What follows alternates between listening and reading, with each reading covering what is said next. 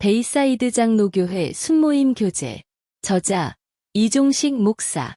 제131과 스스로 권위를 입으신 하나님. 시편 93편 1절에서 5절까지. 여호와께서 다스리시니 스스로 권위를 입으셨도다. 여호와께서 능력의 옷을 입으시며 띠를 띠셨으므로 세계도 견고히 서서 흔들리지 아니하는도다. 주의 보좌는 예로부터 견고히 섰으며 주는 영원부터 계셨나이다. 여호와여, 큰 물이 소리를 높였고 큰 물이 그 소리를 높였으니 큰 물이 그 물결을 높이나이다. 높이 계신 여호와의 능력은 많은 물소리와 바다의 큰 파도보다 크니이다. 여호와여, 주의 증거들이 매우 확실하고 거룩함이 주의 집에 합당하니 여호와는 영원무궁하시리이다. 아멘. 오늘 본문 1절은 하나님이 어떻게 스스로 권위를 입으셨다고 말씀하고 있습니까? 그리고 그것이 당신에게 주는 교훈은 무엇이라고 생각하십니까? 오늘 본문인 시편 93편은 작자 미상인 시로서 그 배경도 잘 알 수 없다는 것이 성경학자들의 의견입니다. 그러나 문맥으로 볼 때 다윗이 하나님의 법궤를 다윗성에 안치하는 장면을 보고 쓴 시거나 아니면 바벨론 포로 후 이스라엘을 약속대로 본토로 돌아오게 하신 하나님의 놀라운 섭리를 찬양하는 것이라는 의견이 있습니다. 그 둘 중에 만일 후자의 의견이 본문이 배경이라면 오늘 본문 시편 93편은 하나님이 이스라엘뿐만 아니라 멀리 바벨론까지도 주관하시는 분임을 깨닫고 하나님은 천지를 주관하시는 분이시라는 것을 선포하고 있습니다. 오늘 본문을 바벨론 포로에서 해방된 후에 감동에 차서 시편을 기록한 기자의 마음으로 생각해 보았습니다. 바벨론 포로 해방은 포로로 끌려간 지 70년이 지난 때에 이루어졌습니다. 70년이란 세월 속에서 포로로 끌려왔던 사람들은 거의가 늙어 죽을 때가 되었고 겨우 포로로 끌려가던 때를 기억하는 몇 사람만 남았을 것입니다. 그리고 그런 가운데 포로에서 해방되는 일은 없을 것으로 생각하며 살았을 것입니다. 그런데 갑자기 고국으로 돌아가게 되었으니 그 기쁨과 놀라움은 대단했으리라 생각됩니다. 그리고 그들은 예레미야 선지자를 통하여 예언된 70년 후에 다시 고국으로 돌아오리라는 예언이 이루어짐을 생각하며 하나님께 영광을 돌렸을 것입니다. 이러한 이스라엘의 해방을 보면서 우리나라를 생각하게 됩니다. 우리나라가 양분된 지 70년이 넘었습니다. 그 형편은 포로로 끌려간 이스라엘처럼 헤어진 가족들은 이제 거의가 다 죽었고 몇 남지 않은 상태입니다. 그래서 이제는 정말 통일을 하지 못하게 될 것 같다는 생각이 듭니다. 그러나 오늘의 말씀을 읽으면서 이스라엘도 같은 처지에 있었지만 결국 하나님의 약속대로 포로에서 돌아오게 되었다는 것을 생각하며 희망을 품게 됩니다. 우리나라도 하나님의 역사로 통일이 될 것이라고 말입니다. 그 이유는 수많은 성도들이 하나님의 약속의 말씀을 믿고 우리나라의 통일을 위하여 기도하고 있기 때문입니다.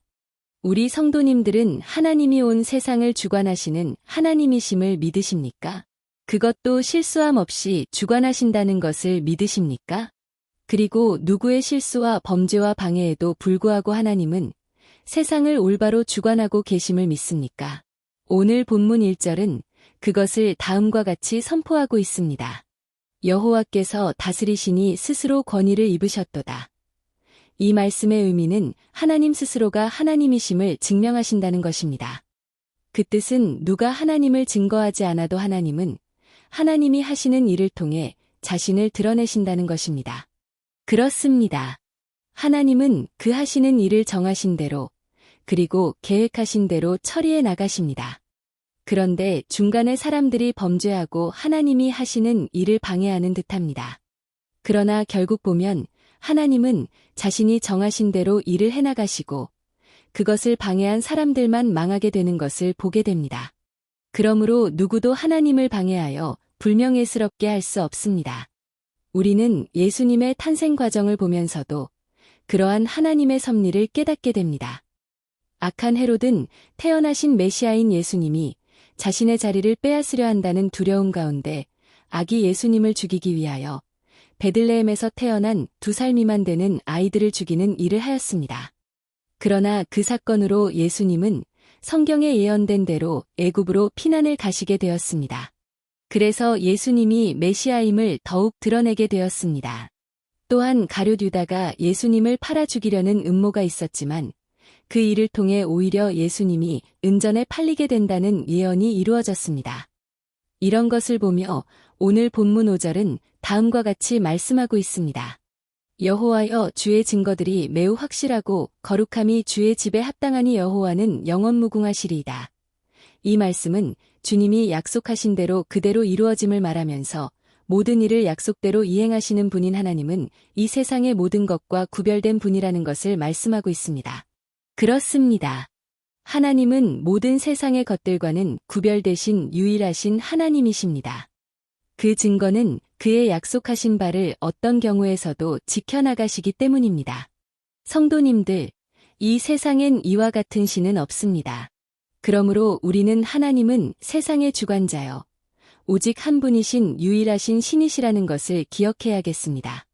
이런 것을 생각하면 참 우리는 평안한 삶을 누리게 됩니다. 우리가 하나님의 약속의 말씀만 붙잡고 의지하며 살면 되기 때문입니다. 물론 누구에게나 언제나 걱정되는 것이 있습니다. 앞으로 계획한 것이 안 되면 어쩌나 하는 걱정도 있고, 앞날을 바라볼 때 염려되는 것이 있습니다. 그러다가도 힘이 나는 것은 신실하신 하나님의 약속을 붙잡고 살아가면 되는데 뭐 걱정하나. 하나님이 언제나 길을 내시고 인도하실 텐데 뭐가 걱정되나 하는 생각을 갖게 됩니다. 그러면서 숨이 탁 트입니다. 그리고 스트레스에서 벗어나게 됩니다.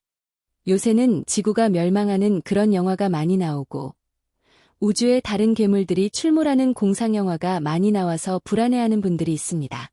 그러나 그런 걱정 안 해도 됩니다.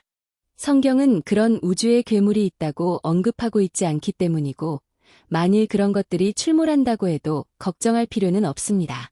하나님을 의지하면 막아 주실 것이기 때문이고 길을 내주실 것이기 때문입니다. 그러므로 우리는 세상이 흔들리고 바다가 뛰노라도 걱정 말고 하나님만 의지하여야 할 줄로 믿습니다. 그러면 불 가운데서도 우리를 보호하실 것이고 바다에서도 보호하실 것을 믿습니다. 오늘 본문은 바로 그런 의문에 대하여 3절에서부터 4절에서 다음과 같이 말씀하고 있습니다. 여호와여, 큰 물이 소리를 높였고 큰 물이 그 소리를 높였으니 큰 물이 그 물결을 높이나이다. 높이 계신 여호와의 능력은 많은 물소리와 바다의 큰 파도보다 크니이다.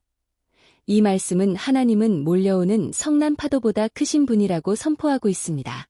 그리고 파도처럼 몰려오는 대적들보다 크신 분이시라고 말씀하고 있습니다. 그러므로 염려하지 말고 오직 하나님만 의지하는 우리가 되어야 한다는 것입니다. 그리고 오늘 본문 1절 후반절은 이러한 하나님의 주권의식을 분명히 다음과 같이 말씀하고 있습니다. 여호와께서 능력의 옷을 입으시며 띠를 띠셨으므로 세계도 견고히 서서 흔들리지 아니하는도다.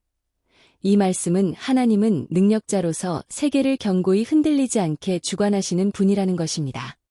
우리는 이런 것을 생각하며 온전히 하나님을 의지하며 살아가는 성도가 되어야 하겠습니다. 그렇게 되면 하나님이 우주를 견고히 세워나가시는 것처럼 우리의 삶도 그렇게 든든히 세워나갈 것이기 때문입니다. 끝으로 오늘 5절 후반 말씀인 여호와는 영원무궁하시리이다를 기억하기를 바랍니다. 이 세상 모든 것은 끝이 있습니다. 그래서 굳게 믿다가 실망할 때가 많습니다. 이 세상은 언제나 변합니다. 그래서 굳게 믿던 자가 변하기도 합니다. 그래서 실망할 때가 많습니다. 그런데 이 세상에서 변하지 않는 분이 있습니다. 그분은 하나님이십니다. 하나님은 말씀하신 바를 바꾸지 않습니다. 모든 것에 영원하십니다. 그러므로 하나님은 신실하신 분이시라고 말하게 됩니다. 이런 영원하신 하나님을 기억하며 믿음으로 사는 우리가 되기를 주님의 이름으로 축원합니다. 당신은 하나님이 전능하신 하나님이심을 느끼신 적이 있습니까? 그 경험을 서로 나누어 봅시다. 오늘의 말씀을 통하여 새롭게 느낀 점과 결단하는 바를 서로 나누어 봅시다.